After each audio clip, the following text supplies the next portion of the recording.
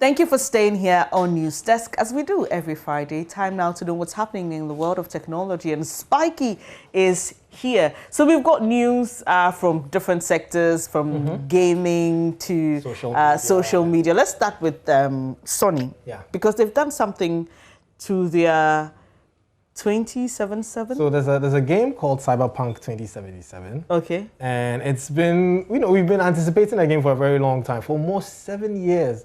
The game came out, and those who are using PlayStation 4s and the older consoles are experiencing what I should say underwhelming, performance. Imagine waiting all these years and the game comes and it's not so nice like you expected it to be. So they're upset. And well, the company is deciding to refund everyone who bought the game, saying that they'll give you back your money if you didn't like the game. Oh, wow. Yes.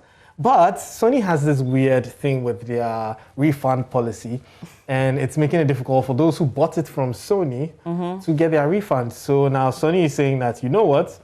There's a link, follow that link, go there, sign in with your PlayStation account and request for a refund. Okay. We will give Please, this does not include those of you who have hacked the those game. who cracked the game. Yeah, crack. I was looking for the right tech word, but it wasn't coming. So those of you who've cracked the game, sorry, you don't have any refunds at all, because you didn't purchase the game at all. But let's move quickly to Twitter, because Twitter is reversing or going back to how retweets used to happen. Why is that? Why would they want to go back? Why wouldn't they go back? Everybody's been complaining. Yeah, it's difficult to retweet. You put the retweet button up. At first, you could retweet something without quoting. You just hit the retweet button, you've retweeted. Yeah.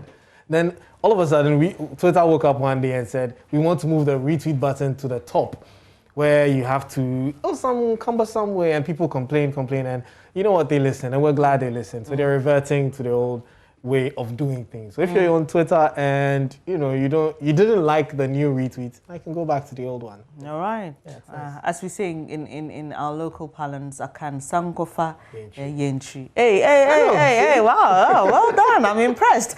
Okay, so quickly, let's move to the Apple Facebook feud. We've talked about that for a while. Yes, but I think Facebook is actually becoming too not huge, but it's becoming less of social media for me. It feels sometimes like I'm watching TV actually, because you want to watch a video and now there's more than one advert, placed on a video, and I'm beginning to think, okay, making a lot of money, I understand it's important, but tell us what Apple and Facebook are feuding over. Well, we've always said any tech products that you're not paying for, you are the product. Okay. And that's how Facebook has to make money. They sell ads to you.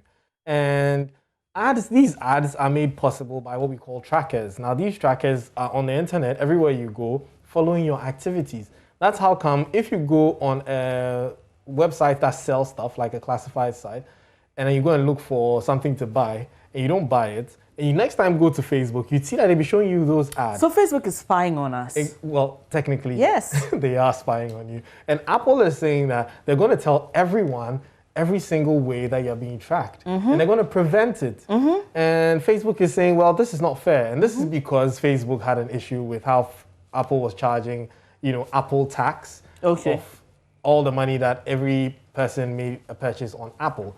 So Apple is doing this, saying that, hey, we're going to let people know that it's not fair, you're tracking them, and we're going to help them block it. And Facebook is also fighting this. So that's what's happening. It's either your privacy or Facebook making money. And if Facebook doesn't make money, then that's downhill for Facebook, Instagram, and WhatsApp for all of us. And not for us, because prior to they making all this money, Facebook existed. I understand the need to expand and the need to pay workers and all, but hey, sometimes you have to also think about the interest of your consumer, and we've almost been made helpless in this whole argument. I don't know what they think about. Rather not see ads. Rather not, or maybe not in the way they are being put out there on video. All right, quickly, we have to run away and do sports, but there's a SunBurst hack.